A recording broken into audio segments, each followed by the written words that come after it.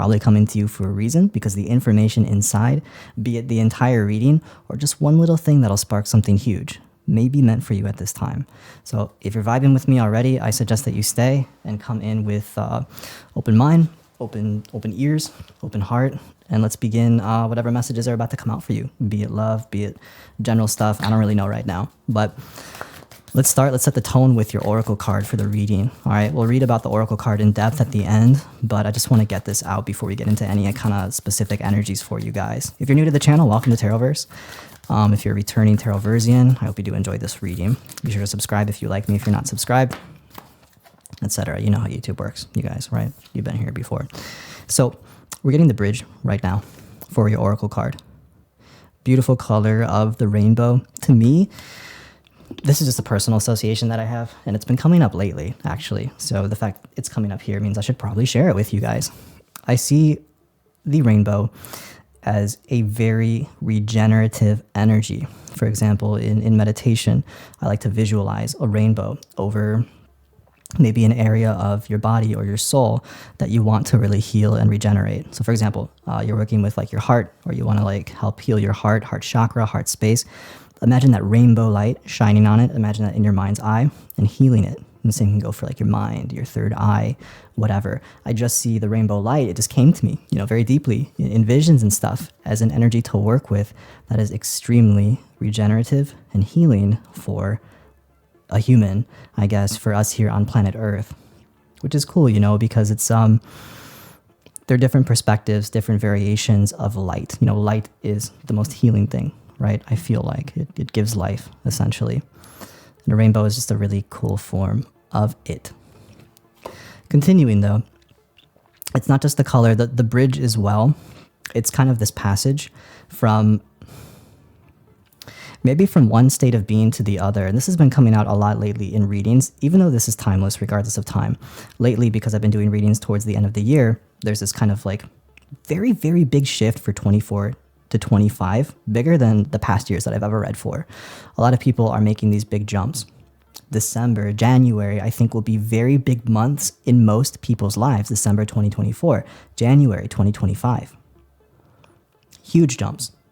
And I feel like if you're finding this right now, even outside of this time period, that you will be going through one of those huge jumps. And it's interesting that this card is mostly bathed in the dark, which is kind of like, I feel like you need to take that leap of faith. Most people want to feel comfortable when they're making a big jump. To go from point A to point B, people want to have a map.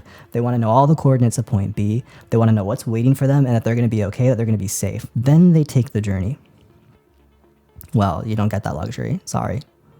You have to have faith in where you're going, and you need to take that journey. You need to go. You need to have faith that I can guide myself, that I am intuitively guided, that I will be taken care of. And then you go. More on this later, my friend. Going into some of the tarot messages that want to come out for you.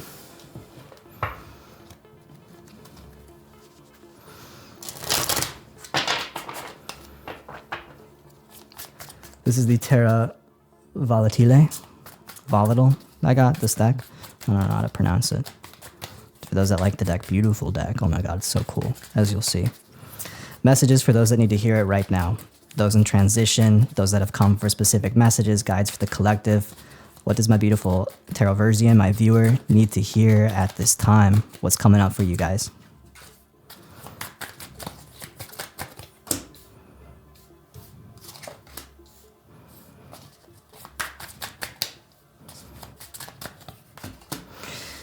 Expansion. This is the time of expansion.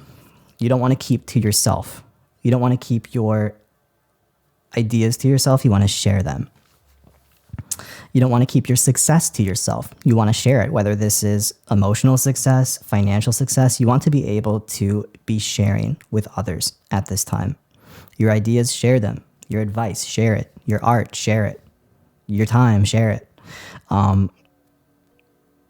You want your energy, because it's showing me basically that you're at a good place somewhere in life. Maybe you don't feel fully accomplished in one area, or like one area is a fucking disaster, but there's somewhere that's really good, somewhere that's very genuine, that you've cultivated that you have right now, something that's very special about you. And this you don't want to keep to yourself. And you may be doing that even unintentionally because you don't see its value, or because you're overprotective, maybe you do. But you want to be able to spread this energy out with others. It's going to be helpful to them. And as you do this, as you share and help and put this energy out into the world, you're creating this echo effect where it bounces back to you in abundance, creates more abundance. And this is going to further increase your abundance, not only in that area of which you share, but just generally in your life, all around you. It's going to help open up the areas in which you feel that they're not in abundance, in which there's lack, right? So the more that you put out, the more that you're going to get. You have to believe in yourself, though, in order to put out. It's an act of courage to be sharing parts of yourself. It's an act of courage to be putting yourself out there. People are scared. People are afraid. Even if it doesn't register like that consciously, a lot of people are, to put themselves out there, to share their opinion, their ideas, whatever is of value to them, all right? And some people are overconfident and just like put out crap because they're just, but that's not you. That's not the point here. See how these two have their back turned to each other? This is showing your abundance right now. This is showing that you have something. For so long, you've been tending to yourself, keeping to yourself, thinking. Now it's about doing. It's about sharing. I see a lot of forward movement, and I see people coming together around you. This is about to be a time of unity for you. So somebody's saying already, like, I don't have my group. I don't have my people. Or like you feel that you haven't found, like you feel like there's people that don't understand you. The more that you put out, it's almost like a like a radio or like a broadcast system I see for you. The more that you start putting out, the more that you start expanding, the more your people are going to be coming to you. But you have to be genuine for genuine people to come to you. If you don't act from a place of your genuine self, which is basically self-acceptance, a lack of shame, you're not going to attract people, or you're not going to attract the right people, and you're going to feel isolated. You're going to feel lonely, right?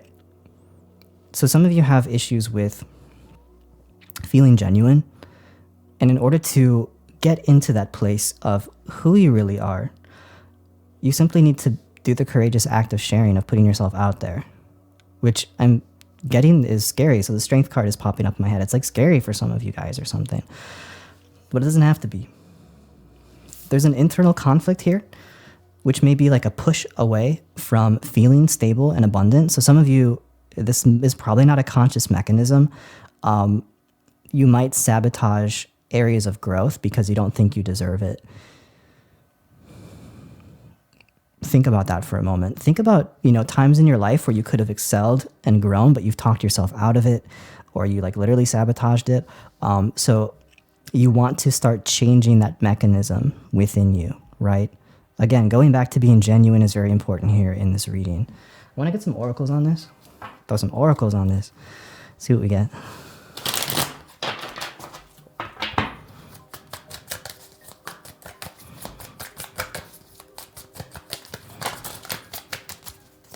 Awakening.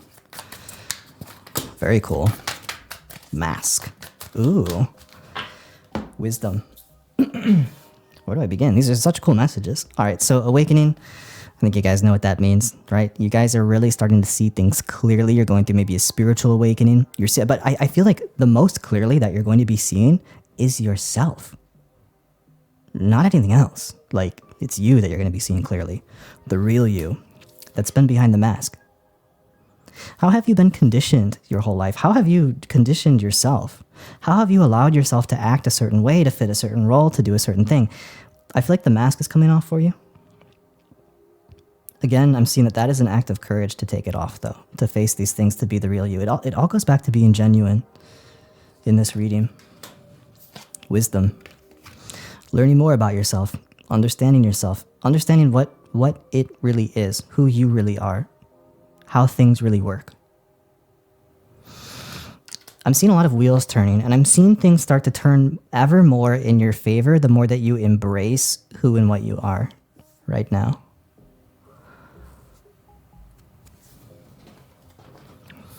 Messages of love want to come out.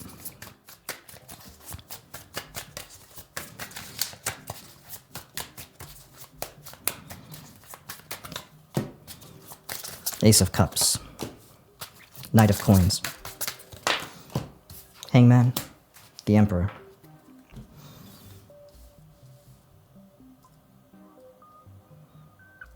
You will find exactly who you set out to find. You don't realize who you're setting out to find until you know where you're coming from. A lot of you don't know where you're coming from in love. You may not understand where you're really coming from in love. What are you really looking for? Who are you really looking for? What role do you really want filled? It starts with the cup. What's in your cup? Is your cup filled? Are you filling your cup? How do you want your cup filled? We can go on and on about the cup, but basically what this is you need to really understand how you want a relationship to fulfill you and why. For what reasons? Are you at a point of being healed so the relationship you seek really complements you and really works for you energetically? Or are you seeking a person or a relationship to fill a void? You really need to be clear with yourself, and you really need to understand yourself to really get a clear answer here.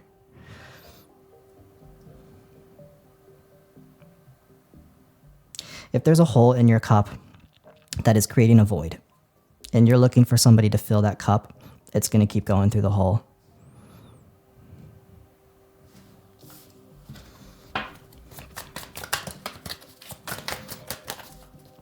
That said, those that have fixed their holes,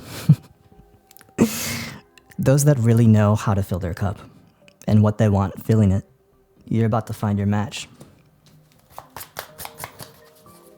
They are right there at the other side, right around the corner there for you. Melting and death. Beautiful. A lot of you feel like there's a new you emerging, right? Or that old paradigms, old versions of you have really melted away. So melting is a slow burning, right? So you've gone through a very slow process of change. Melting also is indicative of like layers coming off and something being revealed underneath. And death is also showing that major change, that transformative energy around you. And if you feel that right now, then I think you're going down the right direction in love. There's something big coming in. Some of you are about to step into that, really embrace the furnace that is melting these layers around you. You might still have a little bit of time or work to do, but that's okay. Know that love will be there. When the student is ready, the teacher appears. When the lover is ready, the lover appears, I feel like. You know what I mean? The Phoenix. Again, just huge, literally combining the furnace and the rebirth energy into one fucking card. It's crazy. Spirit's here in a big way in this reading. All right, a lot of you are about to be completely reborn, especially in your romantic life. Get ready. It's exciting. So let's take a look at the bridge. Let's read about it. And for channel members, for shits and giggles, we will pull a little bit more and just see what else comes out in the extended for those that want it, but we'll end it here for the main reading. The extended will be in the description box below. It'll be a wave 1 extended for any member level. And yeah, if you just want to go deeper, it's there. But, no pressure. There's enough pressure, I guess, turning you from a coal into a diamond. So let's take a look at this card here.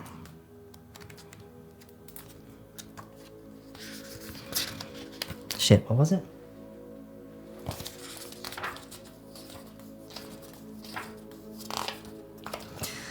The connection, the line, the gate. Bridges are built to connect two worlds. They create flow, allowing us to travel between realms, ideologies, personalities. This archetype is the gesture of acceptance, of saying yes rather than withdrawing, separating, and saying no. When we cross a bridge to an unknown land, we are led magically into a new reality. We open up to the otherness. Healing and communication are made possible.